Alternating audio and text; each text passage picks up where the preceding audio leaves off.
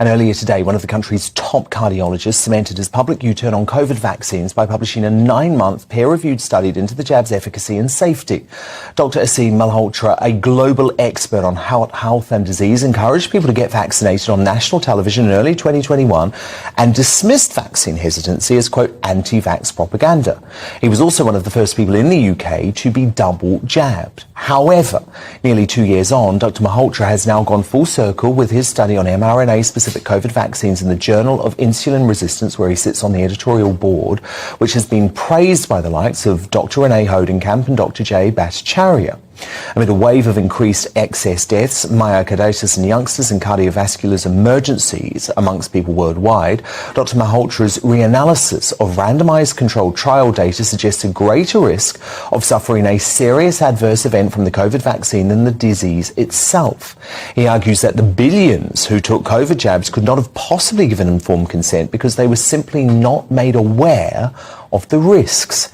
And he says that while a case can be made that the vaccines may have saved some lives in the elderly or otherwise vulnerable group, that case seems, quote, tenuous at best in other sections of the population, including the fit, young and healthy. He is now calling for an immediate end to the global COVID vaccine program pending international independent investigation, including the release of raw trial data from vaccine makers Pfizer. So you call this, Dr. Malhotra, great to see you, by the way, you call this a pandemic of misinformation. What do you mean? Because obviously at the start, you were taken in by it. Yeah, so it's a good question, Dan. I think to conclude from my own analysis, I think what we're dealing with now, with hindsight, is perhaps the greatest miscarriage of medical science we will witness in our lifetime. And the reason I say that is we were led to believe from the beginning, as you've already said, I was one of the first people to take the jab. I helped out in a vaccine centre. I was on Good Morning Britain helping tackle vaccine hesitancy. Is we'd conflated this emergency use authorization vaccine. So you're not anti-vax? No, not at all. This is specifically about the Pfizer mRNA jab? It is. And the problem is this. Reanalysis of the highest quality data that we have that led to the approval of the vaccine, Moderna and Pfizer trials, mRNA technology, done recently, published in the peer-reviewed Vaccine Journal a few weeks ago, done by very eminent scientists, suggests a greater risk of a serious adverse event, life-changing, disability, hospitalization, than being hospitalized with COVID. That was from the original trial. What we don't know is who does this affect more? Is it younger people or older people? Now, I've separately analyzed the risk of heart problems. I'm a cardiologist primarily, so my interest is in cardiovascular outcomes.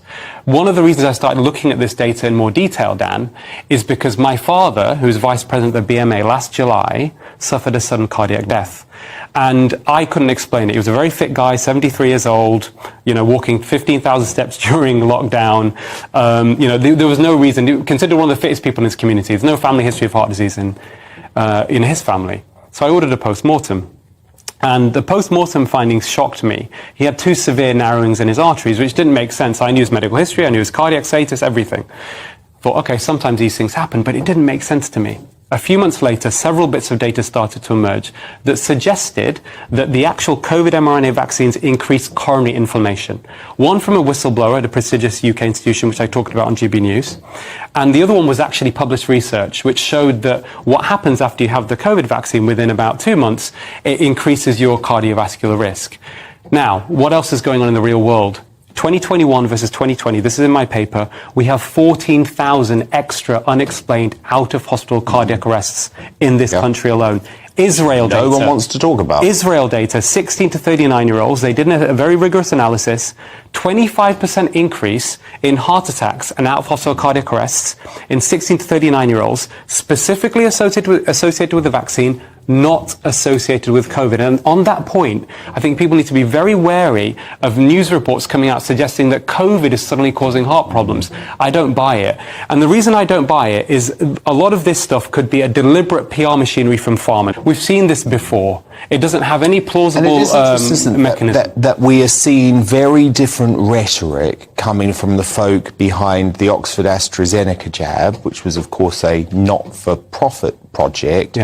and the Pfizer and Moderna jab? Because if you listen to most of the folk behind Oxford AstraZeneca, they don't believe in these constant booster rollouts to the whole population. Yeah, essentially, the AstraZeneca one, you're right. I mean, Pfizer have made $37 billion from this product, which is extraordinary. We need to ask people like Chris Whitty and the MHRA why, when we've got a serious adverse event rate, which is probably in the range of at least 1 in 800 to 1 in 1,000 from good quality data, why is it not being pulled when other vaccines, swine flu vaccine 1976 was pulled because it caused Guillain-Barré syndrome in 1 in 100,000? Rotavirus vaccine was pulled in 1999 because it caused a form of bowel obstruction in 1 in 10,000. We're talking of serious adverse events of 1 in 800.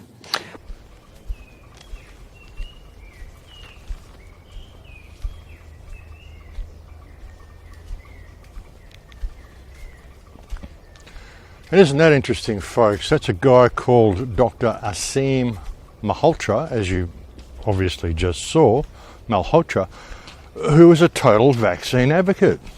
I mean, a lot of the stuff said there, you can tell this guy's right into the jab. He thinks that vaccines are really good. And even he is saying we need to throw this COVID vaccine away as far as possible.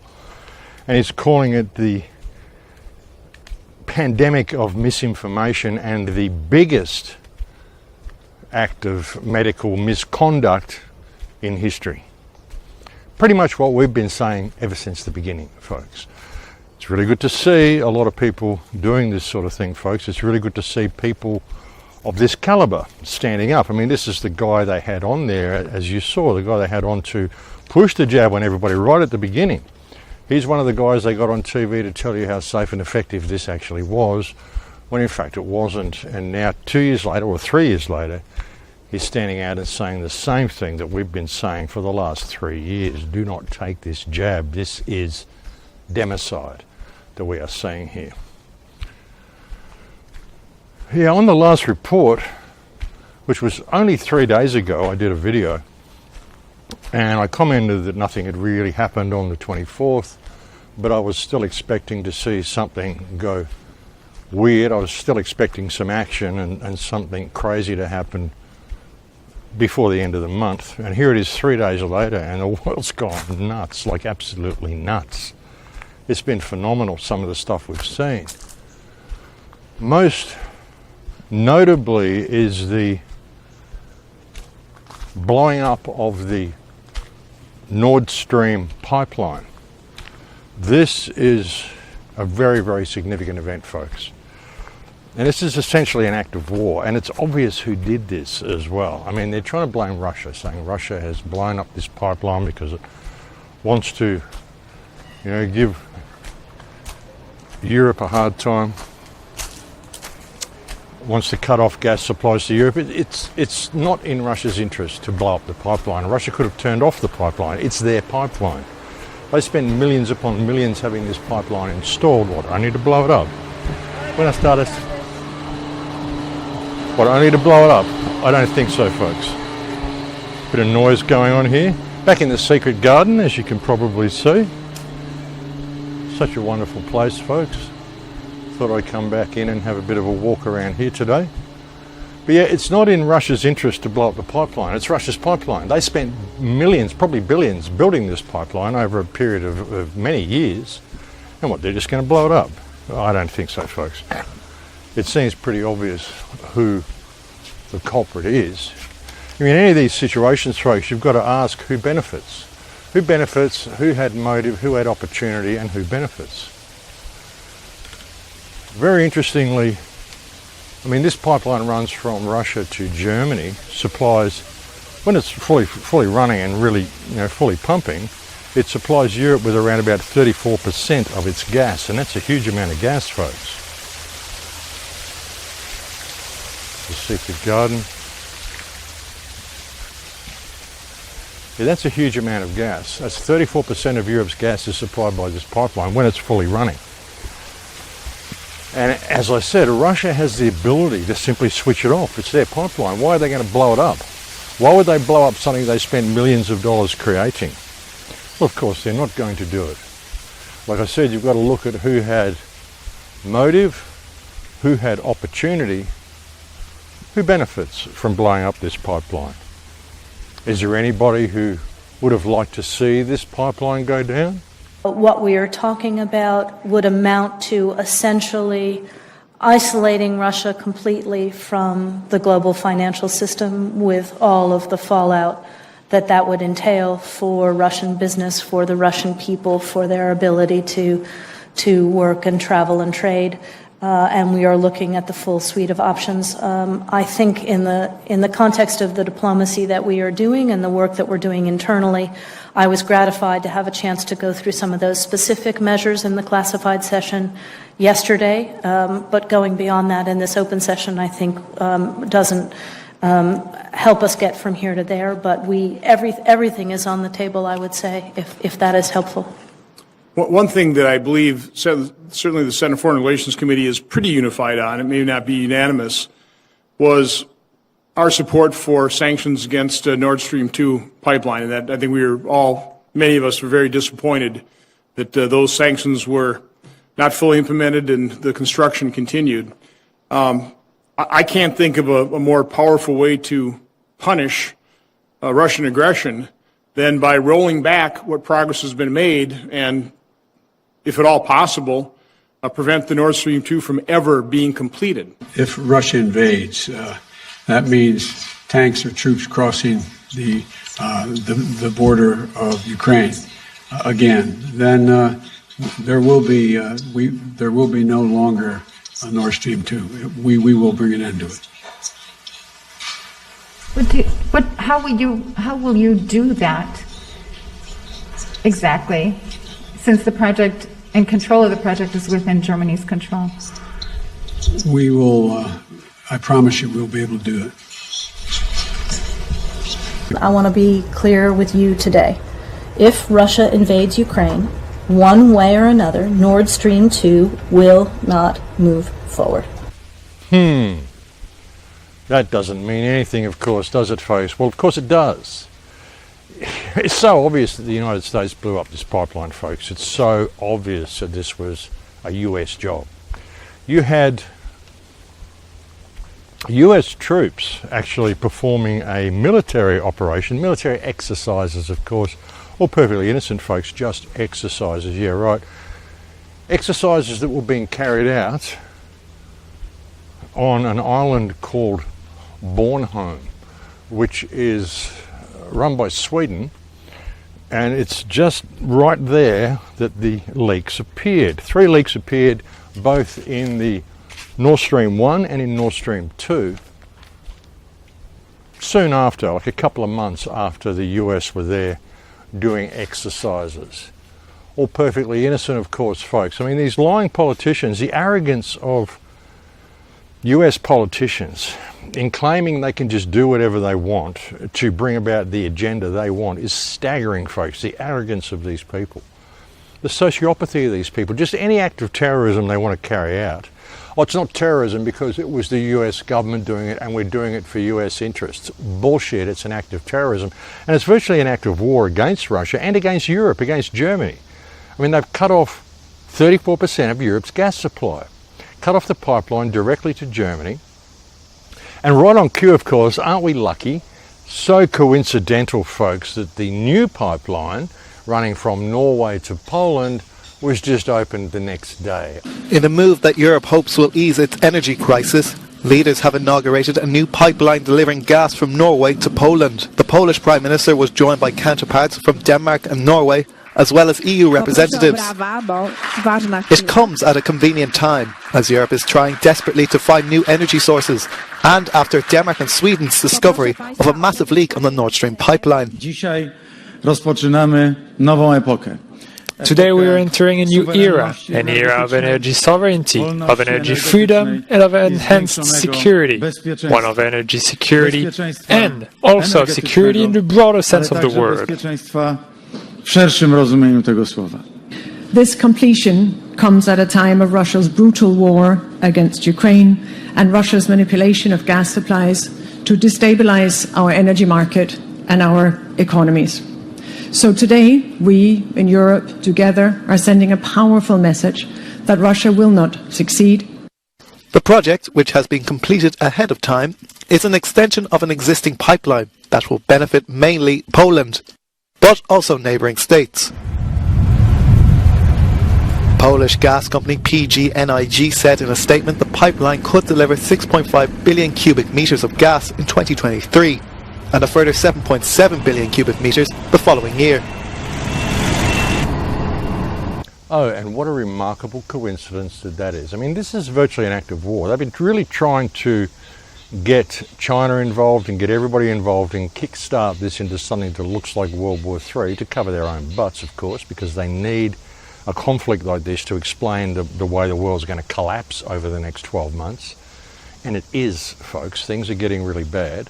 So, of course, they're trying to push this as much as they can. Now they can blame Russia, and Russia can blame someone else, and everyone can blame everybody else until people get angry and start dropping bombs on people in their cities who had nothing to do with anything the politicians are doing. This is the way they conduct war, folks. They convince the people in Ukraine, the soldiers in Ukraine, that they need to go and kill Russians. And they convince the Russian soldiers that they need to go and kill Ukrainians. It's nobody who's ever met anybody before. Of course, none of the Russians know these Ukrainians. None of these Ukrainians know they're Russians. They've just been told to hate them and they must go and kill them. As I've said before, this is an opportunity for the soldiers in Ukraine to turn on their own government. It's an opportunity for the soldiers in Russia to turn on their own government. And it's an opportunity for the people of America to turn on their own government. It's the opportunity for people everywhere around the world to see what this criminal holding company, masquerading as a series of governments and nations, is doing to its people, and to take action against these parasites, folks. It's really time for this to happen. I mean, this is a war. This is an act of war. And the war that's being waged against the people has been running now for 3 years, and no one's really doing anything about it. They're just expecting the white hats to come and save them. Trump's going to come back and save them. Q's going to save them. All of these things are going to happen to save them. Meanwhile, literally hundreds of thousands of people, if not millions of people, are being poisoned and killed by injection by parasites masquerading as politicians. And they're taking it to the next level, folks. The arrogance, like I said, the arrogance of these politicians. And speaking of arrogance of politicians, most politicians around the world are arrogant, sociopathic, psychopaths. I mean, the worst of people. But pretty well all of them, I would suggest, would stand back in awe at the absolute level of psychopathy and sociopathy displayed by the New Zealand Prime Minister, Jacinda Ardern, who is now claiming that internet freedom is in fact a weapon of war. We will remain a strong and passionate advocate for efforts to address the weapons of old. But we'll also be an advocate to address the weapons that are new. After all, the face of war has changed, and with that, the weapons used. The tools used to challenge the statehood of others are hidden and more complex. Traditional combat, espionage, and the threat of nuclear weapons are now accompanied by cyber attacks, prolific disinformation, and manipulation of whole communities and societies. Now, as leaders, we have never treated the weapons of old in the same way as those that have emerged. And that's understandable. After all, a bullet takes a life. A bomb takes out a whole village. A lie online or from a podium does not. But what if that lie, told repeatedly and across many platforms, prompts, inspires or motivates others to take up arms, to threaten the security of others, to turn a blind eye to atrocities, or worse, to become complicit in them? What then? This is no longer a hypothetical. The weapons of war have changed. They are upon us and require the same level of action and activity that we put into the weapons of old. We recognise the threats that the old weapons created. We came together as communities to minimise these threats. We created international rules, norms and expectations. We never saw that as a threat to our individual liberties. Rather, it was a preservation of them. The same must apply now as we take on these new challenges. Upholding these values in a modern environment translates into protecting a free, secure, and open internet. To realise all of the opportunities that it presents in the way we communicate, the way we organise, the way we gather. But that does not mean the absence of transparency. expectations, or even rules, if we correctly identify what it is we are trying to prevent. And surely we can start with violent extremism and terrorist content online. On the 15th of March 2019, New Zealand experienced a horrific terrorist attack on its Muslim community. More than 50 people were killed as they prayed. The attack was live streamed on a popular social media platform in an effort to gain notoriety and to spread hate. At that time, the ability to thwart those goals was limited. This week, we launched an initiative alongside companies and non-profits to help improve research and understanding of how a person's online experiences are curated by automated processes. This will also be important in understanding more about mis- and disinformation online, a challenge that we must, as leaders, address. As leaders, we're rightly concerned that even the most light-touch approaches to disinformation could be misinterpreted as being hostile to the values of free speech that we value so highly. But while I cannot tell you today what the answer is to this challenge, I can say with complete certainty that we cannot ignore it. To do so poses an equal threat to the norms we all value. After all, how do you successfully end a war if people are led to believe the reason for its existence is not only legal but noble? How do you tackle climate change if people do not believe it exists? How do you ensure the human rights of others are upheld when they are subjected to hateful and dangerous rhetoric and ideology? The weapons may be different, but the goals of those who perpetuate them is often the same: to cause chaos and reduce the ability of others to defend themselves, to disband communities, to collapse the collective strength of countries who work together. But we have an opportunity here to ensure that these particular weapons of war do not become an established part of warfare. You know, there's really no comparison to this woman, if it's a woman. There's just no comparison to this smiling liar, this smiling psychopath who says these most disgusting things and is really, really adept and talented at saying things precisely backwards. You know, talking about misinformation, which is everything the government does and everything she says. Talking about the Christchurch massacre there, which she and her government staged themselves, as is clearly shown by the shooter's video, which is why the video was banned.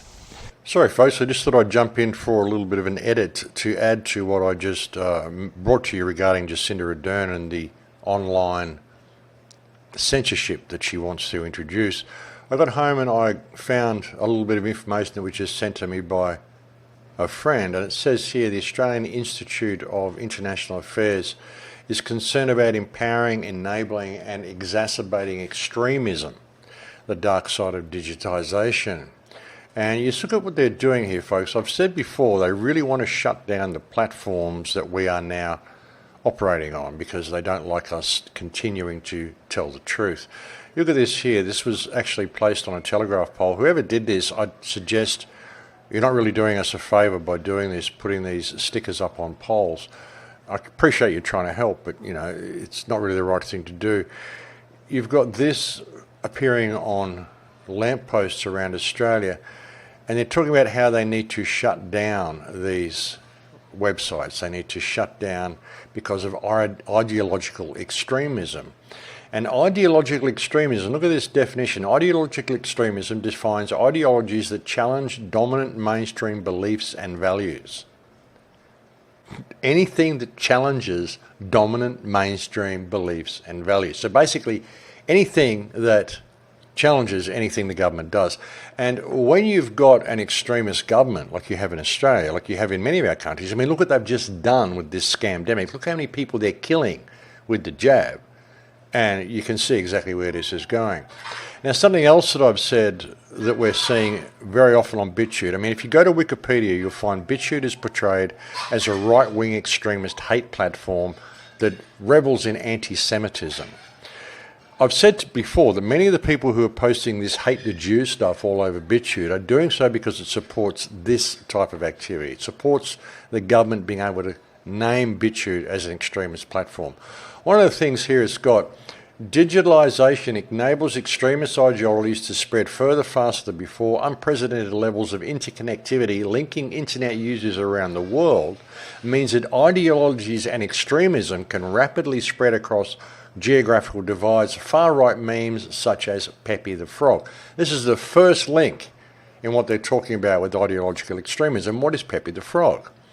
Pepe the Frog is a meme that someone has created which says, "Kill all Jews, man." I mean, this sort of stuff is exactly what I've been talking about, folks. Exactly what I've been talking about. And this is now coming into play. They're talking about this in Australia. They want to shut us down, folks. So be very, very careful about posting these sorts of things on lampposts. It's better to just spread by word of mouth, not to put things like this on the side of the road. I mean, like I said, I can appreciate you trying to do the right thing, but this is just not the way to do it. You know, it's incredible, folks, the level of psychopathy of these people. And you know, as said by Dr. Malhotra, it's a pandemic of misinformation. Only the misinformation isn't coming from the people, it's coming from the governments. And it's always been coming from the governments, folks. Right through this entire scamdemic, it's been coming from governments. And it's every time, problem, reaction, solution. Optus was just hacked in Australia. Optus was just hacked. Tens of thousands of people's information posted online. The Optus hacker has released the private data of up to 10,000 people. Joining us live now is Labor MP Peter Khalil and the Liberal Senator James Patterson. Good morning, gentlemen. First to you, Peter. First of all, your reaction to this? Oh, of course, very concerning, Pete. This is something, this security breach, which we know the Minister has pointed out, rests with Optus. We shouldn't be expecting this kind of breach of this nature from a large telecommunications company, and we're obviously doing everything we can to support Optus through the Australian Cyber Security Centre and the Australian Signals Directorate, the ASD, to provide that support, but also our law enforcement and other agencies are monitoring all of this and investigating it and making sure that, you know, especially if people try and buy some stolen credentials, that the full force of the law is brought to bear. So it is very, very concerning. Yeah, it shows the need. We need to have this smart system regulated by government. Government needs to control all communications. And they're doing it in such a way saying, oh, it's Optus's fault. Optus is going to have to pay for any damages here. Anybody in financial loss, Optus is going to have to pay for it. So they're basically squeezing Optus out of existence. They don't want this company to survive. They want to bring it all down to one telco company, which will probably be Telstra in Australia, which used to be Telecom, used to be government control, but then they privatised it. It's probably run by Klaus Schwab and the World Economic Forum now. Who knows, folks? Probably Bill Gates owns the thing. Who knows who owns it? I mean, you look at the shareholders and go back to the other shareholders that own the shareholders, and yeah, I mean, it's just one big rabbit warren of corruption, the whole thing. Oh, and look who was made an Optus exec upon being dishonourably dismissed from government. Just as you do, folks, when a politician's found to be corrupt, you employ them as an exec in a telco company. But it seems like they want to bring it all into one database, one system. And this is, of course, their goal, folks, one system. Apple was hacked as well. And right on cue, they seem to have found a pedophile ring in someone's basement that has 600 terabytes of data of apparently child sex videos or pedophile videos that people can access online. And they're saying, well, it's going to take us 30 years to go through this data, so we need to have some sort of an AI scan the data so they can create a new AI, create a reason to use it, apply it to hard drives, and now they're eliminating telco companies and trying to bring it all into one company by having all these companies hacked. You can see where this is going, folks. You can see what they're trying to do. And of course, if they really wanted to expose pedophiles and get rid of child abuse, they wouldn't be going for some guy with 600 terabytes of data. They'd be going for the 600 terabytes of politicians in world governments that are carrying out these activities, because that is the main activity of government, folks, is child trafficking.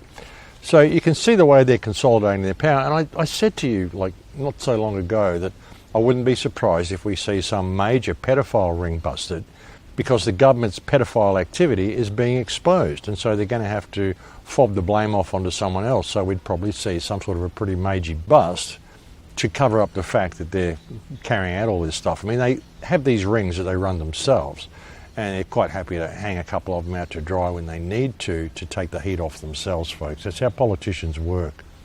Yeah, a basement of nightmares, they're calling it, folks. And something else that we've seen has been pretty major is the storm front in Florida, which has been absolutely outrageous, folks.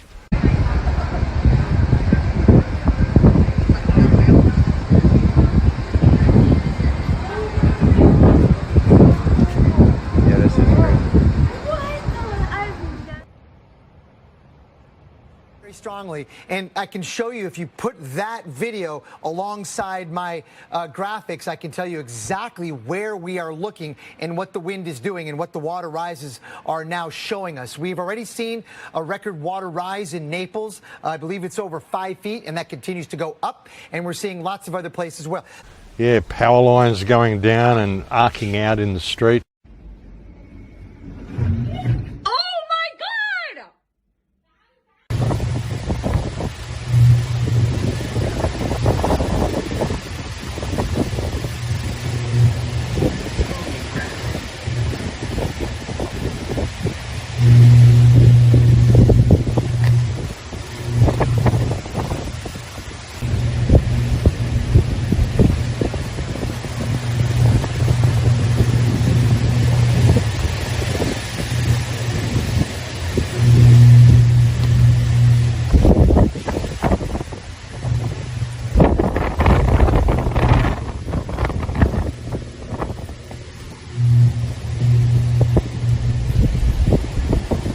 Boats floating away down the main street. Did you get that? Get that video.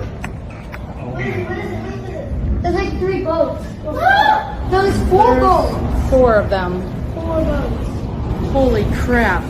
That's why you don't go outside. And even sharks swimming down the street in Tampa Bay.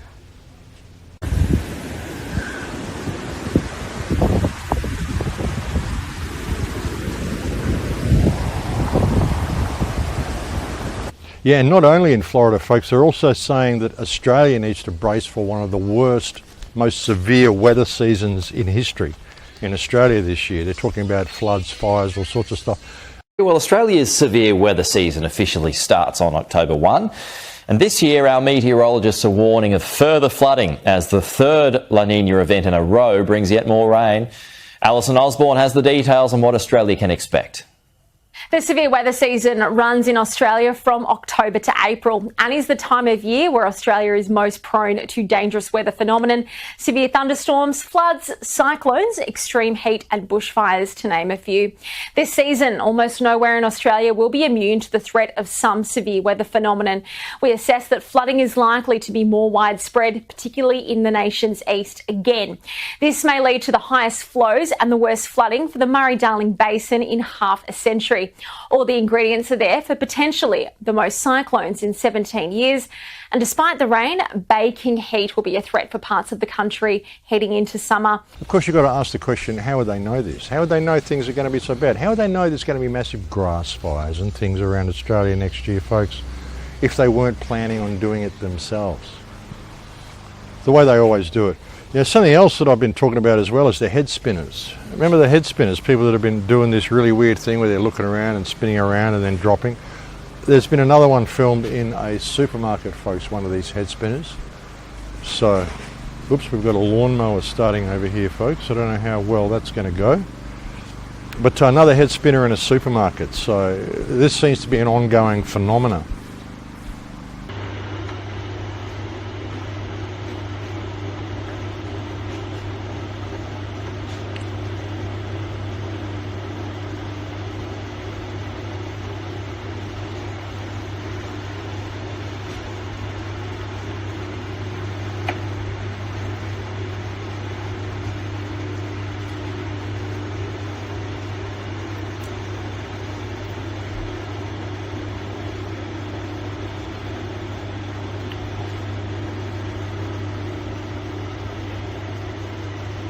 And speaking about ongoing phenomena, you've got to wonder about all of this hurricane wiping out Florida the way it was. Remember just a few weeks ago, DeSantis sent a whole bunch of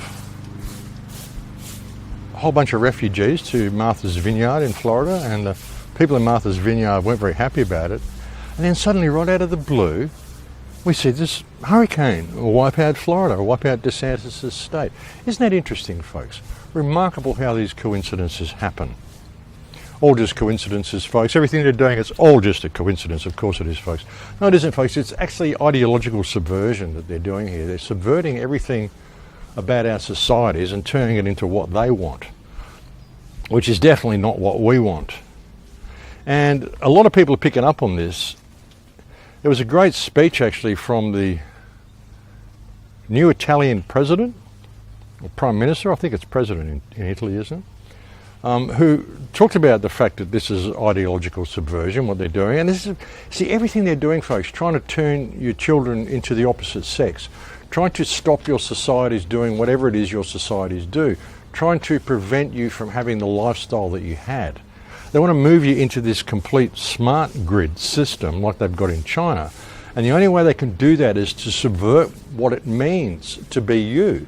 You know, the values that your country has. They wanted to eliminate these and get them all on the Chinese way of thinking. Potrei farne tante altre di queste domande. A monte c'è quella che ci facciamo oggi: perché la famiglia è un nemico? Perché la famiglia fa così paura? C'è una risposta unica per tutte queste domande.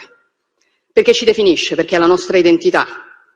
Perché tutto quello che ci definisce in questo tempo è un nemico. Per chi vorrebbe che non avessimo più un'identità e che fossimo solamente schiavi, consumatori perfetti. E allora è sotto attacco l'identità nazionale, è sotto attacco l'identità religiosa, è sotto attacco l'identità di genere, è sotto attacco l'identità familiare. Non devo potermi definire italiana, cristiana, donna, madre, no. Io devo essere cittadino X, genere X, genitore 1, genitore 2, devo essere un numero. Perché quando sarò solamente un numero, quando non avrò più un'identità, quando non avrò più radici, beh, allora sarò lo schiavo perfetto in balia della grande speculazione finanziaria, il consumatore perfetto. E questa è la ragione per la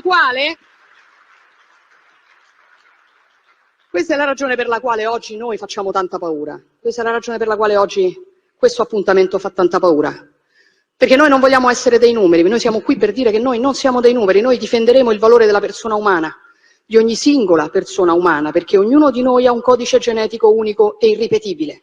E questo, piaccia o no, ha del sacro. Lo difenderemo Dio, la patria e la famiglia, che fanno tanto schifo a qualcuno. Lo faremo per difendere la nostra libertà, perché noi non saremo mai schiavi e semplici consumatori in balia della speculazione finanziaria. Ecco la nostra missione, ecco perché oggi sono venuta qui. Ideological subversion. That's what it is, folks. The fastest way to destabilize a society is to confuse the genders. Now let me ask you a question. 10 years ago, it was undeniable that a man was a man and a woman was a woman. Only up until recently has this idea now been pervaded where we confuse the two and have created 70 other genders. I believe a big reason this is happening is not because people should express their own individual gender, but because if I can convince you that a man is now a woman and a woman is now a man, what else can I convince you of? This is known as ideological subversion, and this is the first step to control a society. The future generations coming up now have no stable ground to formulate any rational idea. Once this pattern ensues, people will be completely void of any logical thoughts, and now any of their beliefs and opinions will be held by someone else. Begin to formulate your own ideas, because without that, those too will be taken from you, and any new thought or idea you have will not be your own. And starting really young, like starting with the children. You know, even transgenderism, which is, you know, teaching a 5-year-old that he wants to be a girl is child abuse, folks. And now they're doing this with television commercials. Child abuse comes to shampoo commercials. New Aveeno Kids, created for big kids' sensitive skin and still developing hair. It's easy squeezy. I can do it. Because every can-do moment leads to another. A ballerina astronaut? Awesome! New Aveeno Kids. I can do it. Wonderful stuff, folks. I mean, you probably really should think about this with everything. Even your pets, I would suggest, probably want to be something different, folks. It's an absolute joke. Even Justin Trudeau's now saying that further lockdowns can be prevented if everybody is vaccine compliant. Right now, the best thing each of us can do to prevent a resurgence of COVID-19 as winter approaches is to make sure that you get up to date in your vaccinations with the new formulations coming out that'll keep us even safer, and that'll mean that we won't need to take further steps, hopefully, if everyone gets vaccinated. They want people to be vaccine compliant, folks, and they sort of say this without saying it. They threaten you with a lockdown without actually threatening you with a lockdown by simply saying, well, it can be avoided if you all do what you're told. Basically all do what I say or I'm going to lock you down again. That's the attitude of these people. And they're saying now, breaking up more excuses for these people dropping off and people dying all over the place. They're saying it's sepsis, folks. Sepsis. Children are dying from sepsis. All right, couldn't be anything to do with vaccine damage. No, nothing to do with anything we've been injecting into people for the last 3 years. The heart attacks, the sepsis, all of the problems we're having, they'll think of every single excuse they can. It's everything that's causing this. It's climate change that is causing this. It's everything except the medical procedure that we forced you all to have over the last 3 years, that is now being called out by reputable doctors as being the biggest medical malpractice in history. Everything but that, folks. It couldn't possibly be that. It's everything else. And I like to shift blame. And then they warn you, oh look, there's going to be massive food shortages. We're heading for a perfect storm within a perfect storm. And they're claiming this is due to fertiliser shortages, no less. Because of all of the things that have happened, the pandemic, the weather, Russia's war with Ukraine, all of these things, everything except all the stuff that we did to bring about all of the things we just mentioned. It isn't that, it's all the things we just mentioned, not our instigation of any of those things. Don't look at me. Probably someone in my office. Yeah, but it's anything except our causation of these things that's doing this. It's just this perfect storm within a perfect storm that we had nothing to do with. They're such liars, folks, and they fob blame for all their actions off onto other things, and generally onto you, so they can change your society, change all of our societies, folks. And they're just going to keep going. They're going to push it and push it and push it. I said a few weeks ago, weather wars is going to be one of the big things that they use against people. This is what we're seeing, folks. This is what they're doing in Florida, and again, what they've planned to do to Australia again this year. They're quite openly saying going to be one of the worst weather seasons in Australia's history. And like I said, you can't predict massive fires. You can't do this like 6 months in advance. You can't predict all these things so far in advance if you're not planning on doing them themselves. It's so obvious, folks, it's so obvious. Even saying English schools, a heartbreaking rise in hungry children we're seeing in English schools. Again, nothing to do with anything we did to cause this heartbreaking loss of food and massive soaring in living costs. And some of the living costs, folks, some of the power bills and stuff that people are facing in the UK. Power bills that were like £1,000 are now £6,000. It's crazy. Payments on houses, people that had to pay off $1,000 a year or $6,000 a year have now gone to like $100,000 a year. It's crazy. It's absolutely crazy. And they're blaming everything but themselves, folks, which is the way they do it. Oh yeah, Coolio died. I think yesterday or the day before as well, folks. Interestingly, he went on a podcast and started saying, this whole thing is a scam and that the people are sheeple and that they should be able to see how they're being played with all this. Hey, listen, I teach English class, right? And I'm teaching the difference between fact and opinion. And I asked the kids to just write a thesis statement. We're talking about claim and counterclaim and all that. And the question for the students was, what are the potential dangers or safeties of the shot, right? And I told them, go online and research, go to cdc.gov, all that. Do you know a gang of parents called the school tripping on me for even bringing it up? I wasn't trying to promote it either way. I was just having the kids be thinkers. They didn't want me to have them be thinkers because it challenged what their parents was teaching them. Didn't mean to do that. People, I don't know people are sheeple. The sheeple are fucking lost. Yeah, it's sad. And unfortunately, we probably gonna get caught up. We're gonna get caught up right with them. I'm trying to figure out. I'm trying to institute a plan within my family so that when the shit hit the fan, we have a rendezvous point and a place to go, so that we safe at least for as long as we can, you know. And then he mysteriously had a heart attack a couple of days later. Remarkable how that works, folks. The CIA had developed a pistol that shoots a dart made of ice. The dart contains a drug that gives the victim a heart attack. The ice dart goes into the body, melts, and the only evidence of a murder having been committed is a small pinprick left by the entry of the dart. But also the toxin itself would not appear in the autopsy? Yes, so that there was no way of perceiving that the target was him.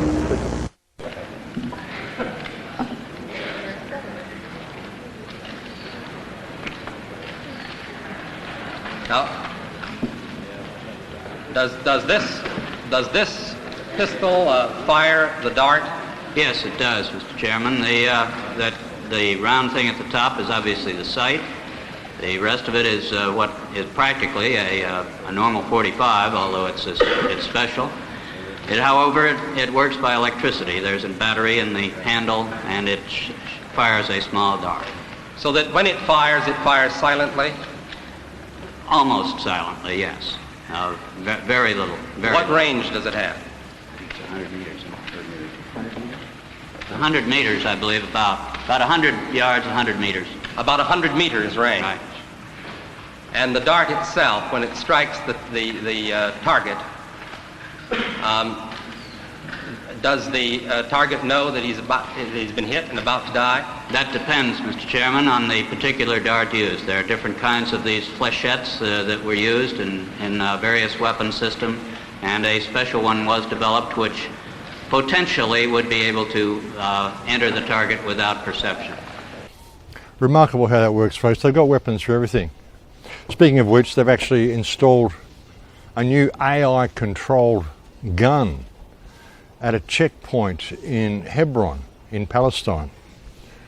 You know, remember, I've said many times when we look at what's going on with the world, if we don't deal with the situation, I mean, I've said Palestine is one of the greatest moral dilemmas we face as a society, and it always has been. And if we do not deal with the situation in Palestine, then the way of Palestine will be the way of the world. We've seen all of the oppression, the checkpoints, the locking down of the borders, all the stuff that they've done in Palestine for years and years. We've now seen it in our own countries. Now we're seeing them install AI-controlled guns in Hebron, in Palestine.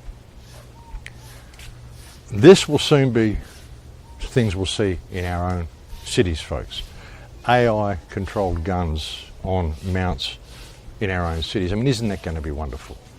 Really looking forward to that one.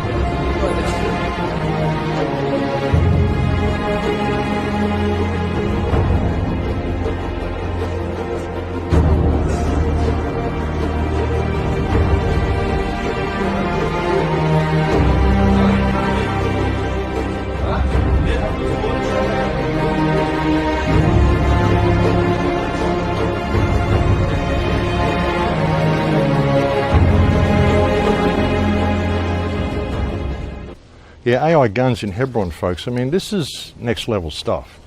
And as I said, we're soon going to see it in our own countries. We're going to see this popping up all over the place, folks.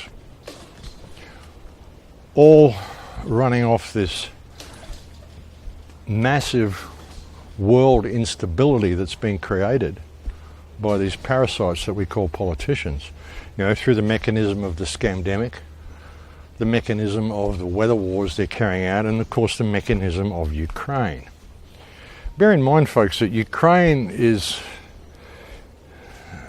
if you look at the Khazars, this is their old stomping ground, basically. And there's billions of dollars being sent to Ukraine. There's even talk that the United States is running out of weapons to send to Ukraine. How much are they pouring in there?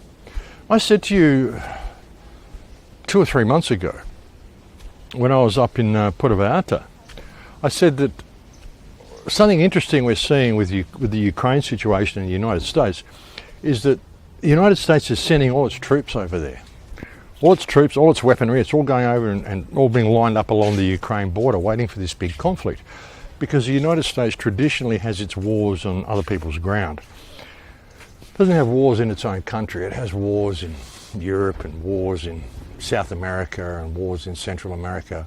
It has wars in the United States. It claims it's against certain people, and then it stages a war somewhere else. It's sort of looking like it's going to do that with Ukraine, putting all of these weapons and stuff over there, but it's actually running out of weapons to send to Ukraine.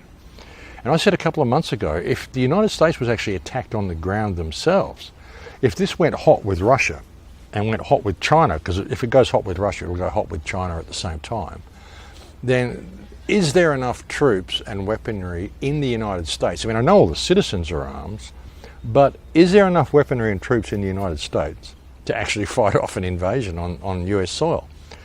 And the more they send overseas, the more they send to Ukraine, well, the less there is there to defend US shores. So it's a kind of an interesting setup that's happening here. And when you look at Ukraine, the billions and billions of dollars that are being sent there, it's not to support Ukraine in fighting Russia, it's to set up the new state of Israel, the state of Greater Israel that the Israelis want to create in Ukraine, because this is their old stomping ground. The Khazars, the Khazar fake Jews that run Israel, these white-skinned Europeans who claim to be Jews, who aren't because they're not Semitic, these people want to set up a new world for themselves in Ukraine. If they can control Ukraine, they can control all trade that runs between Russia and Europe, basically, and that's why they want to do it. And with all the money that's being sent there, I mean, you've got legions of Jews in Ukraine that are just partying their butts off because of what's happening, folks.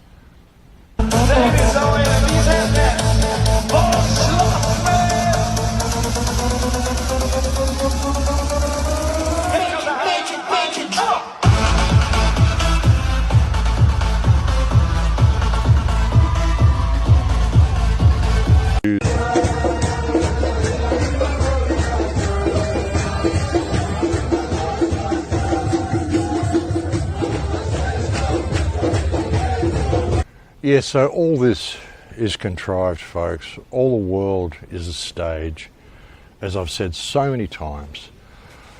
But this blowing up of this pipeline, this is essentially an act of war. This is the United States really attempting to provoke Russia into a response any way it can. One of the main goals in this whole scamdemic, this whole social implosion, economic implosion, the implosion of everything that's happening around the world, the depopulation, everything. One of the main goals of this is to bring down the last bastion of freedom, the only real bastion of freedom that was supposed to exist on Earth, the United States, and is doing a pretty good job of that. But to do that, it's got to be done in a way that makes it believable. They need the backstory of the scamdemic, the backstory of the weather, the backstory of Russia, the backstory of all these things to explain to the people, provide the cover that they need to see the complete decimation of the West, which is what they're doing. And they come in and they pretend that they're concerned about it, like that guy saying, "Oh my God, the food shortage we're going to see. We're heading for a perfect storm within a perfect storm. Nothing that we created." The feigned sorrow at legions of starving children in the UK, like they actually care. They don't care. They're the ones who did it. They're the ones who did this whole thing. It's incredible the level of evil that we're seeing here, folks. But all of this stuff is done to create the backstory for this to happen. And one of the main goals is the destruction of the United States, simply because the people are so armed. Not because it's any particular jewel that they want. It's because people in the United States have a sense of freedom. I mean, for all the shit that goes on there, I mean, it's, you know, California, and you got a lot of oppression in the United States that people just generally can't see it. But even in amongst that, there is a spirit of freedom with the people. You know, many people will, you know, if it came to the crunch, they'd be prepared to unite. Even if there was a war, if there was to be some sort of an open attack on the United States on their soil, I would suggest it would even cause the blacks and whites and Antifa and straights and gays and all these people to unite as Americans to repel the threat. America has that spirit about it. You know, when faced with a conflict, I still believe the people would put down their differences to defend what it means to be an American. And that is what is the biggest threat to this system. They don't want people thinking like that. So they've got to bring it down, but in a way that's believable, like I said. And this whole attack on this pipeline, it's so obvious that it's the United States. You know, they need to destroy world confidence in America. And it's so obvious that it's the United States. You know, they've turned the United States into Sodom and Gomorrah, like it's this transgender nightmare whereby so many countries looking in now. I mean, even that shampoo ad. You got a shampoo ad, you got a 5 or 6 year old dressed up in a tutu, a rainbow tutu, a boy wearing a rainbow tutu to promote shampoo. Come on, folks. Sexualization of children is what it is. To even have 5-year-olds questioning their gender when they're too young to even understand what sexuality really is, this is really, really sick shit, folks.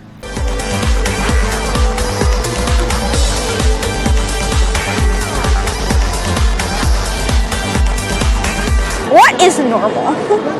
What is normal? It's 2022. No one knows what normal is at this point.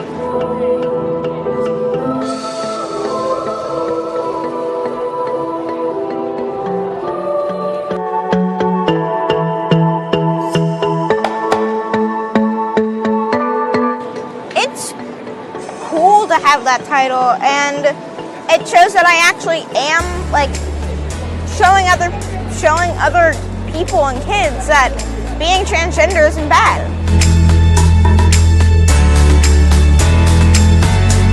You know, as long as she's doing all the things that she needs to be doing, we want to make sure that we're supporting her dreams, and the fact that she has this want to be an activist and be visible for other trans kids, we know is just so important in a world that, especially right now in our current political climate, that has so many things that are working against her, kids like her.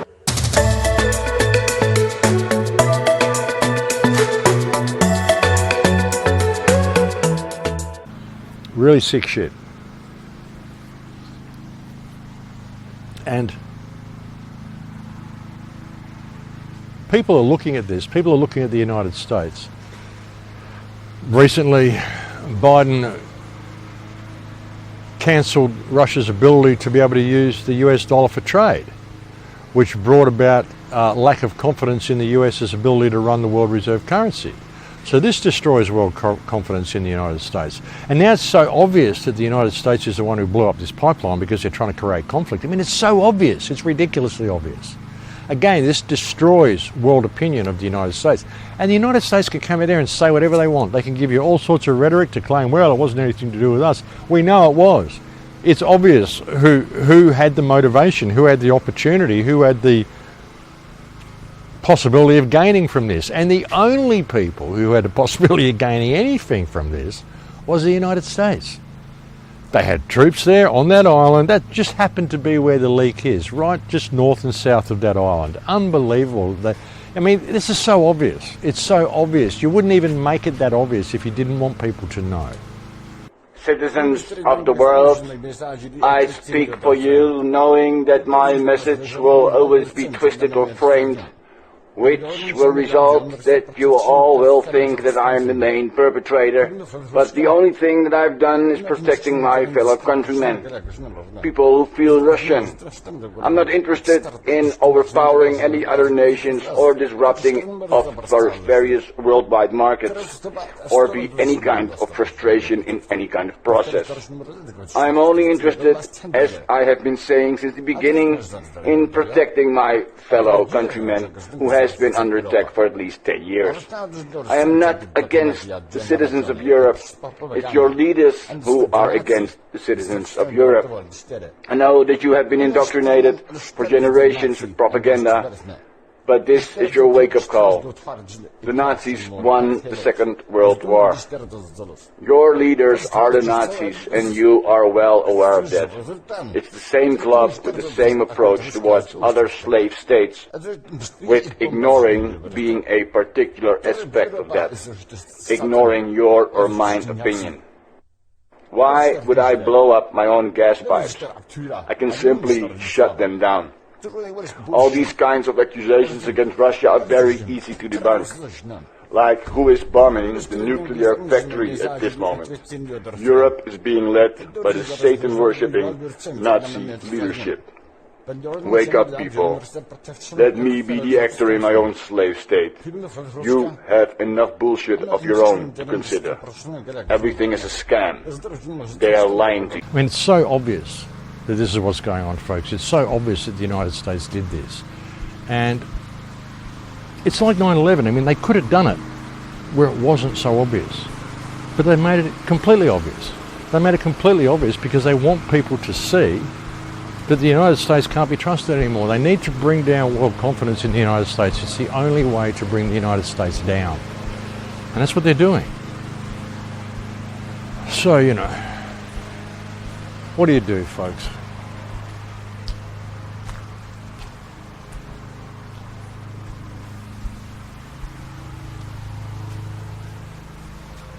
I'll go this way, a little bit of smoke happening over there. There's a lot going on in the garden today, folks, so I might just take it outside. I think that will be a better way of doing things. It is nice to come to this space, though. I do so love the secret garden. But we might wander out. I'll wander around here and we'll get out to the driveway again.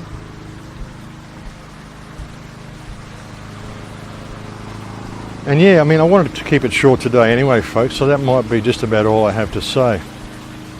But like I said, you know, cultural subversion, ideological subversion is what they're doing with all of this. And it's important that we see that. It's important that people see that and see what's going on, because it's only by seeing it that you're going to be able to remedy it.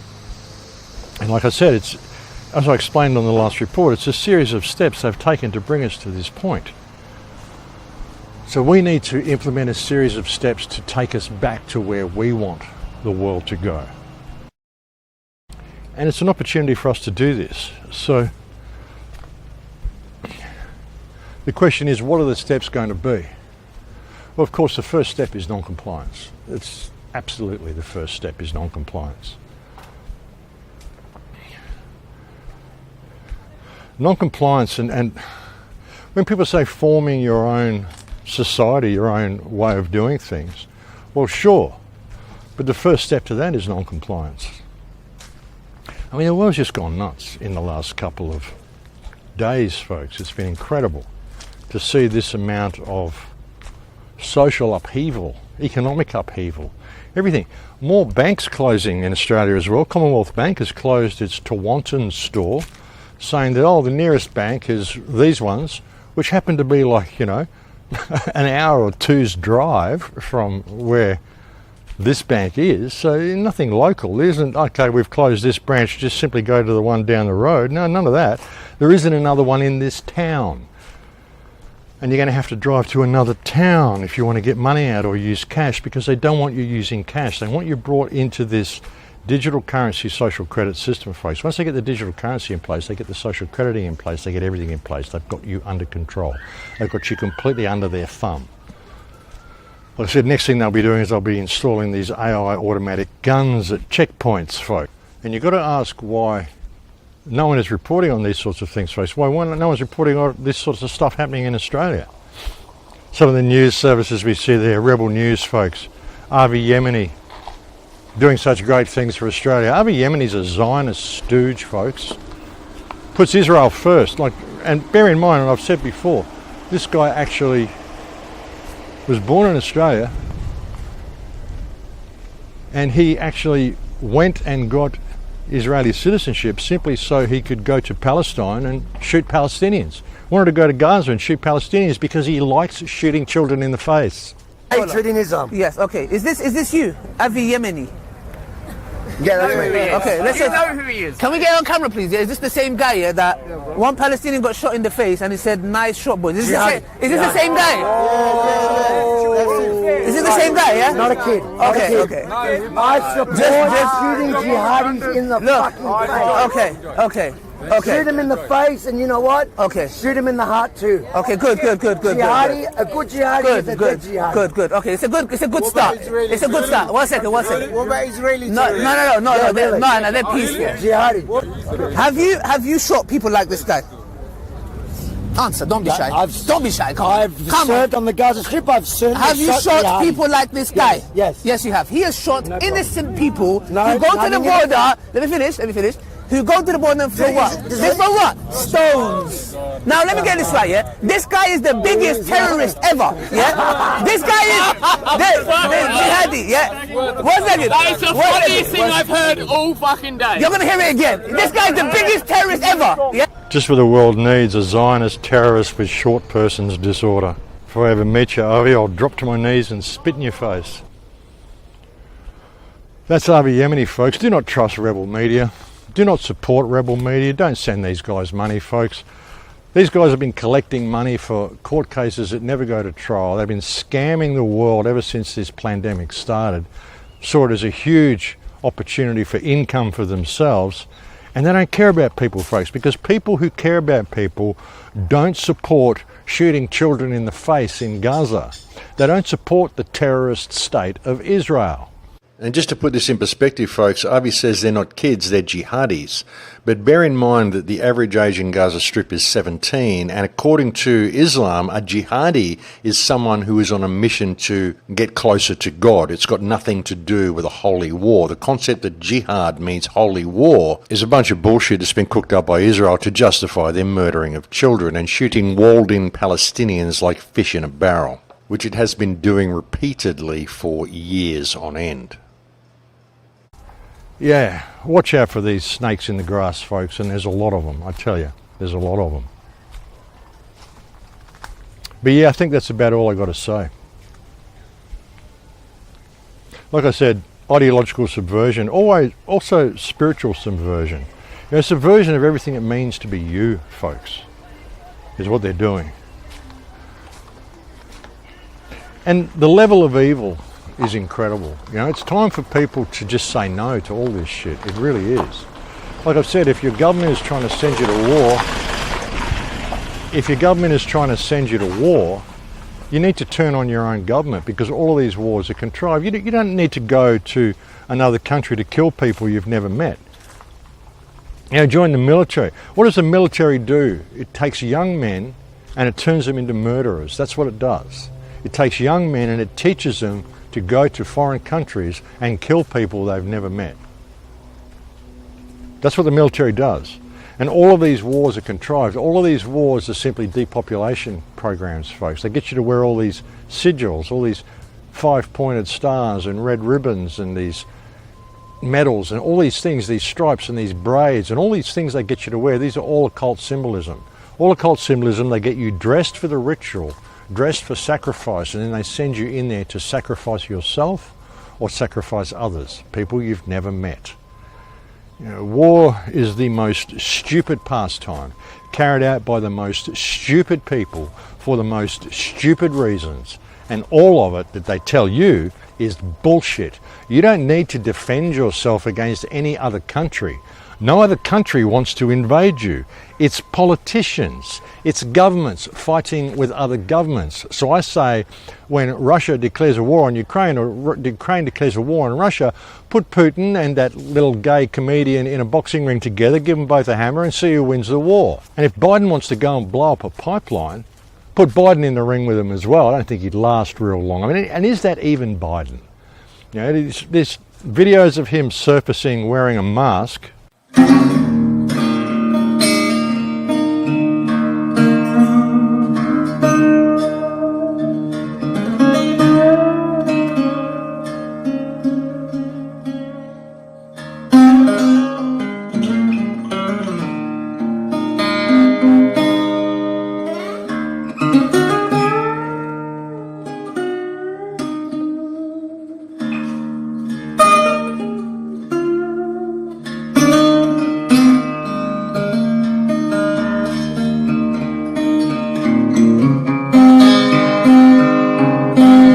So many of these types of videos are being seen now, and it's doubtful that it's even Biden doing any of this stuff, folks. Very interesting, a video that came out, a woman asking Alexei what town Biden fell off his bike in.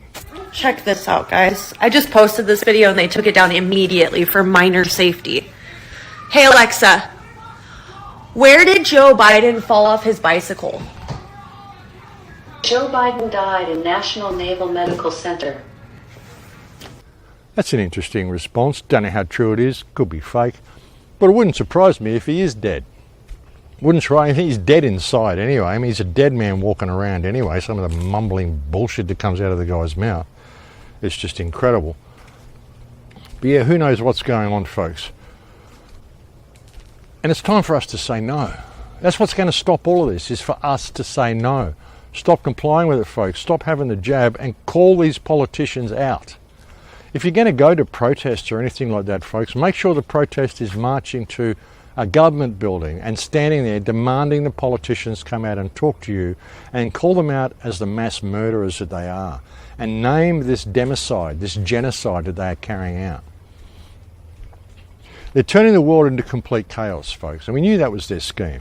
Ordo ab chaos, order out of chaos. Problem, reaction, solution.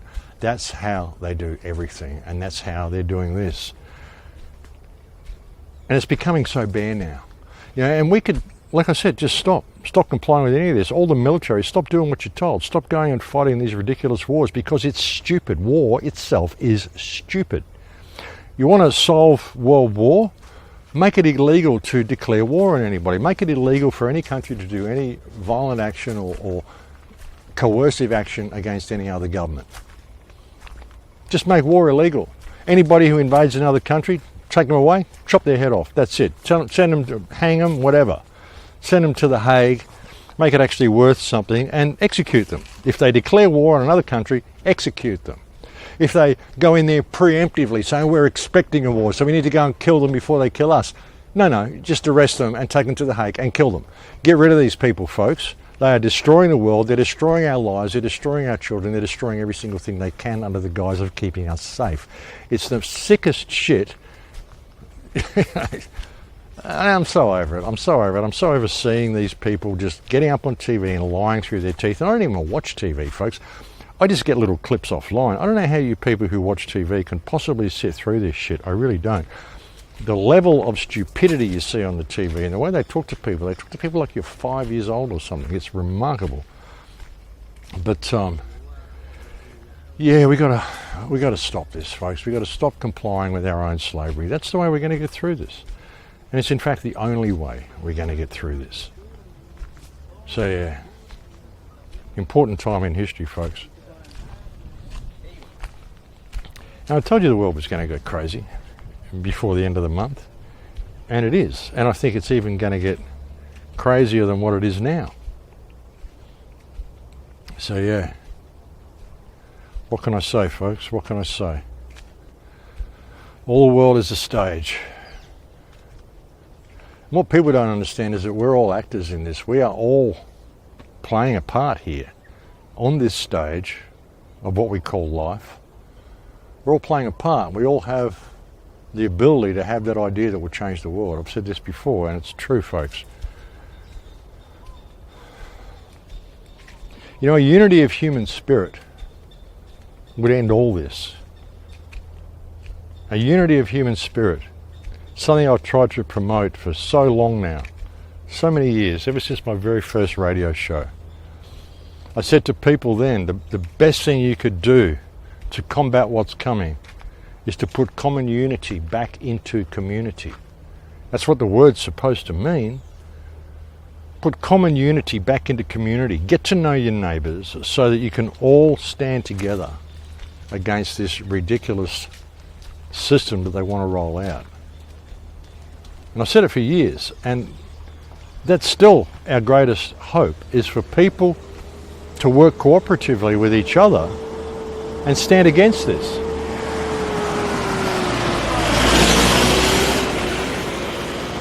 And stand against this, because we can. Everything that happens because we comply. Everything. And we believe all this bullshit that they write on paper. We think it's law. It's not law. It's just bullshit they write on paper. We're constrained by the written word. We think it actually means something. What about what's in your hearts? What about the words that were written in your heart by your Creator? Don't they mean anything? I think everybody has this inner depth that they're often terrified of displaying, terrified of ever allowing to come into control of their lives. You know, they just want to comply and just do what they're told and walk between the lines and pay their taxes and do all this sort of stuff, so hopefully they can buy that new colour TV at the end of the month or whatever it is. Hopefully the government will leave them alone. They can just play with their toys. We're reaching a time here, a possibility for the greatest evolution of human consciousness, of human spirit we've ever seen. We can literally break the chains of slavery and rise above this right now. We're at a historical time where that can happen. And if we don't do it now, things are just going to get worse and worse. The more the food chain breaks down, the more this smart grid comes online. The more people allow themselves to be led by others. Even all these different movements and stuff that people think are in place, these legal movements, and, you know, again, it's like sending money to rebel media thinking you're going to make a difference, when the people running rebel media are a bunch of sociopaths who think it's good to shoot Palestinian children in the face. Oh, and the heart, of course. Shoot them in the face and the heart. Shoot him in the face, and you know what? Okay, shoot him in the heart too. Yeah, right, Avi. Like a midget with a fucking bad attitude. Likes murdering people. Unfucking believable. And you're out there claiming you're a truther while snatching up dollars everywhere you can. And there's so many people like this, folks. Fake trials that people are having. Fake courts that people set up. You know, tribunals that people set up that don't mean shit. Don't do anything. Have no teeth at all. People go and pour their hearts out to these people thinking, wow, this is a tribunal. I'm sitting here talking to judges. I'm going to make a difference. No, you're not. They're just doing that so that you'll go and do that and think that you've made a difference. It's a gatekeeping operation. All these things are gatekeeping operations. We could change the world today by saying no, by refusing to comply with our own slavery, by refusing to fight in their wars, by refusing to uphold their fake laws, by refusing to have these jabs, and by calling out the people who force this on the society and calling them out, naming them as the terrorists that they are. That's how we solve things, folks. You don't do it by waiting for someone to come and save you. You don't do it by waiting for Q or by donating money to some corrupt, fake, alternate media organisation. You don't do it by waiting for Q to come and save you. You don't do it by voting Trump back in. Trump, for God's sake, Trump's daughter's married to Jared Kushner. Jared Kushner is very, very high level in the Khazarian mafia running the Israeli government. And Jared Kushner is probably over there partying in Ukraine. I wouldn't be surprised if Hunter Biden's over there as well. Obviously, he's done it plenty of times before. But But you don't do it through any of these mechanisms, folks. You don't do it by waiting for someone else to come and save you. You do it by changing your perspective, changing your attitude towards life, changing your attitude towards people, and certainly changing your attitude towards these parasites masquerading as politicians that are doing all this shit and feeding you all this bullshit and all these excuses why the world is about to implode. Nothing to do with us. Just a perfect storm within a perfect storm. Nothing to do with us creating this storm. Nothing to do with us paying farmers to destroy their crops. Nothing to do with us locking down the world over a fake pandemic. Nothing to do with anything we did. Oh no, folks. It's all your fault because you use too many plastic bags. Climate change. Yeah. Enough is enough, folks. Can we just end this now? Can we end the nightmare? Can we stop this bad trip that we're on? And just say, no, we've had enough, thank you. You, politicians, okay, fuck off. All of you guys, fuck off. We're not interested in a word you have to say. In fact, show us why we shouldn't have you arrested and executed for crimes against humanity now. Have you got any reason? Can you show us one reason why we should not call you out for the mass murder you've been creating, the amount of people that you've murdered through vaccine? Can you show us one reason why we shouldn't just take you out and hang you right now? Anything at all? You got anything? Because they don't, folks. Because that's what needs to happen. You know, the world has got to wake up to the fact that we're at war here. This is the greatest crime in history. This is bigger than Bolshevism, what they're doing here, folks. They're going to end up killing more people than they did in the Bolshevik Revolution through this scam. While these parasitic politicians are sitting there making plans to remove our internet freedom, saying that internet freedom is a weapon of war. Jacinda Ardern's a fucking weapon of war. She's a living example of complete and utter psychopathy and stupidity rolled all into one. And all of this is going to continue until we say no, folks, because we are the ones holding it up. I mean, it's so frustrating. It's so frustrating. Get back in touch with your communities, folks. Get to know the people in your communities. Support the people in your communities. And I know I come in and I get angry on these shows. I can't help it. I can't help it. Sometimes you've got to express this anger, folks. I'm not going to bottle it up. If I'm feeling shit, I'm going to say it. I'm not going to bottle it up inside because things need to be said. But we've got to stop this. We've got to deal with this situation. We really do. Because it's getting out of control. And it's going to get more and more out of control the less we deal with it. You know, the longer we don't deal with this, the worse it's going to get. You know, and like I've said, we don't even need revolution. The biggest revolution we need is a revolution of consciousness, a revolution of the mind, a revolution where we say, no, you don't own me. I'm not your slave. That would be revolutionary thinking. And it is revolutionary thinking. Stop being a slave, folks. That's how to change the world. Stop being a slave. Stop looking for someone else to blame for your own actions. All of these things these people do, and even if the pipeline was blown up by the United States, you know who the real culprit is? It's the fucking idiots in the military who just obeyed orders and went and planted the charges. It's these fucking brain-dead order followers, folks. What is wrong with you people? You guys are next level stupid. Soldiers and police that follow orders without question, you people are next level stupid. It's a whole undefined level of stupidity that you guys exhibit. A complete lack of personal respect, a complete lack of morals, a complete lack of intelligence. Unbelievable, folks. Order followers. I mean, we can blame the politicians all we want, but ultimately it's the order followers. You don't ever see the politicians out there doing this shit. They don't get out there and murder people. They don't get out there and give jabs to people. They don't go down and place charges on pipelines and blow things up. No, they just give orders to people in the military.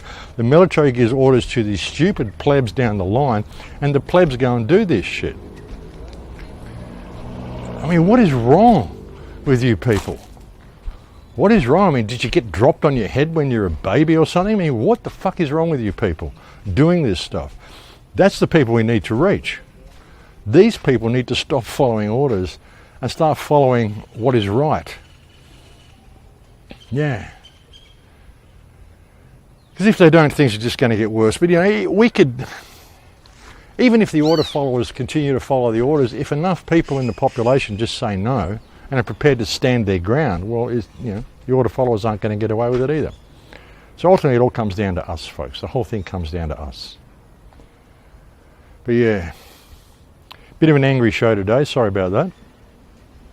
But yeah, I mean, it's frustrating seeing this gun in Hebron, seeing this pipeline blowing up, seeing all this shit happening. Every time we get a little bit of leeway, we get a little bit ahead, looks like things are going to change, they pull some massive piece of bullshit, like blowing up the pipeline, like this big storm in Florida.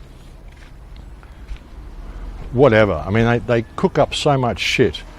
And the weather wars are going to be one of the most severe things. These really are one of the most severe things that we're facing, because all the steps people have taken to become independent, all the stuff they've taken to protect themselves, to get themselves food security, all this sort of stuff, this all gets wiped out by the weather. All you got to do is bring a hurricane, destroy your house, destroy all your stores, destroy your crops. And it doesn't really matter how much you've prepared food-wise. It doesn't really matter how much you've prepared your house or your life to be sustainable and survive this slavery system they're creating.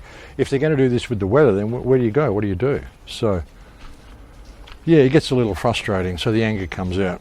But, what can you expect, folks? I'm human. Hey, fella, how you doing? How you doing? That's it. A nice little dog there, folks. So, yeah. But anyway, folks, I'll leave it there for now. As I said before, tickets are on sale now for Acapulco 2023, which is going to be held in the Secret Garden on February 5th, I think, in 2023. I'll be speaking there. Tickets are on sale. If you go to the link below at anacapulco.com and get yourself a ticket and use the coupon EGAN, my last name, IGAN, you will get yourself a 10% discount on a ticket, and that's always a good thing. And what else was I going to say? That's right, if you want to, I have organised a Stripe account that people can donate to if you want to. I can actually get donations now, which is very unusual, folks, but I can. You come back to say hello again. But yeah, so I can get donations now, folks, if you want to do that, because I haven't been able to get any subscriptions or anything for like nearly a year now, since I've been able to get any subscribers, any permanent donations or anything like that. So that's there. And again, the trolls, just bear with it, folks. Understand, I will never send you requests to donate for things. I will never be sending you crypto requests or anything like that, folks. So just watch out for these things. And yeah, maybe I'll see you at an Acapulco. Actually, just to jump in again, folks, another little edit that I'd like to add here that I forgot to mention. News that came to me when I got home.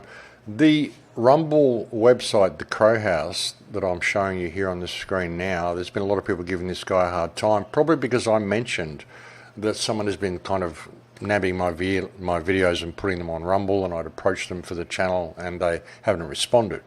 I've realised now that this is actually someone that I gave permission to upload my videos. We're in contact again now, so I can probably even get him to give me the channel if I want that to happen. So don't give this guy a hard time, folks. He's only doing this in order to get the word out to a larger platform. So any animosity that I've directed towards this guy, I absolutely apologise for. I was wrong. I'd forgotten that I actually gave someone permission to upload my videos to Rumble. So please stop harassing this guy. And as I said, we are in touch now, and I might even be able to work out somehow that I can get a Rumble channel of my own, or perhaps even get hold of this channel. So it's all good, folks. We'll work it out. No need to go in there to bat for me. We're in contact. And yeah, that's about all I've got to say, I think, folks. I can't think of anything else that I haven't said. I do send my deepest sympathies to people in Florida who have been so devastated by these storms, and I really hope that things recover. I mean, millions of people without power, so much damage done to people, folks. Yeah, very, very sad to see. So my heart goes out to those people. And my heart goes out to the people who are suffering these weather catastrophes all over the place, folks, and especially to the people in my own country, Australia, for what it would appear they are about to suffer at the hands of their government there. The Australian government is truly one of the most corrupt in the entire world, folks. It's a parliament of pedophiles, and the police in Australia are little or no help to anybody at all except for politicians. I mean, they used to be okay, but in the last couple of years most of the good cops have left because of this scamdemic. You know, no one wanted to have their jab, and you know, bear in mind, folks, the government of Australia is continuing to push this jab, and so is the government of the United States. I mean, you ask Biden what's the best thing to do in a hurricane. Let me be clear. If you're in a state where hurricanes often strike, like Florida or the Gulf Coast or into Texas, a vital part of preparing for hurricane season is to get vaccinated now. Everything is more complicated if you're not vaccinated in a hurricane or natural disaster hits. Yeah, everybody's pushing this jab, folks. And again, we've got this doctor that I had on at the start calling this the biggest act of medical terrorism, basically, that has been seen in the history of the world, and yet they're still pushing this jab on people. So it's important to see what's going on here, folks. These people are not your friends, and you're not going to get any remedy by voting in new people, because they're all part of the same club, you know? They're all part of the same club, folks. So the remedy lies with us. The remedy has always laid with us, and it continues to lay with us, and it's that beautiful word no. And all you have to do is learn to say no, folks, and if you've got a strong community around you and that whole community stands up and says no, well, there's nothing they can do. There's absolutely nothing they can do. Doesn't even matter what the order followers say. If everybody in the community says no, we don't want this, well, if the entire community doesn't want it and the government's still doing it and the order followers are going to support the will of the government, well, it's a dictatorship. Your government isn't working with the people anymore. If the entire country doesn't want it, how can the government say, oh, we don't care, we're going to do it anyway, and still claim to be a valid government? They can't. A lot of it's a democratic society, like we're told. We're told democracy is how it works. Democracy is freedom. Democracy is mob rule. But even if it is a democracy, well, okay, you've got billions of people saying, we don't want this, and you've got a handful of politicians saying, well, you're going to get it anyway. That's not a democracy, folks. If it was a democracy, the people, the majority would hold sway, and the majority is the people. And the people don't want what the government's doing. Just many of them are too scared to say it. And it's time they put that fear down, because, you know, if we don't deal with this, the world they're creating is going to be one you're not going to want to live in. And the children that grow up into this world are going to have no reference point for what freedom is. You know, and if we don't stand up, if this generation does not stand up and prevent this from happening, then it's going to happen. And as I've said, in that situation, what do? You go grey and hope that it eventually kills itself, which it will. I mean, the system will eventually kill itself, but how many years will that take? We have an opportunity to kill it now before it even comes online. And that's what I'm hoping people will do. And the worse it gets, the more obvious it becomes, and the more people are likely to stand up. So yeah, in many ways, this has to happen. It's a good thing. But anyway, folks, I'm going to leave it there for now. Thank you for joining me on this report today. I'll look forward to speaking to you again soon. Please take very good care. Until then, in Lakesh.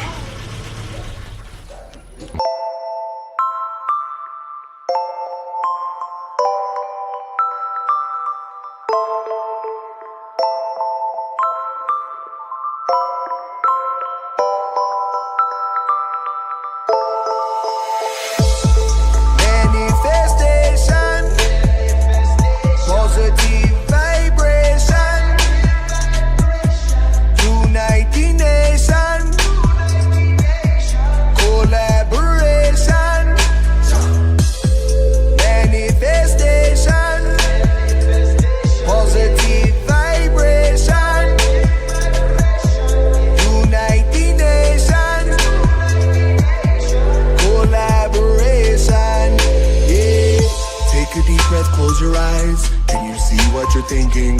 When you're sleeping late at night, can you see what you're dreaming? Do you ever use The Secret? Did you know that your thoughts become things? Did you know your mind is controlling life and you are the things you believe in?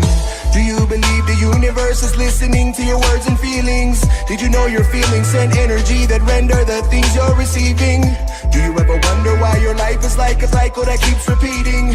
It's time to open your minds and really decide the reason you're breathing. Third eyes awakening at an all-time high. All kinds of people ready to upgrade. Many minds are visualizing a better life, realizing everything that we must change. No time for negativity, climb with everything in your mind. Inevitable is what's next. You'll be better than ever with every next step. Be the best yet, see your success. Tell me what you really believe. Is there anything you want or anything you need? Positivity is the key. This is for the ones awake. This is only for the people not afraid to dream.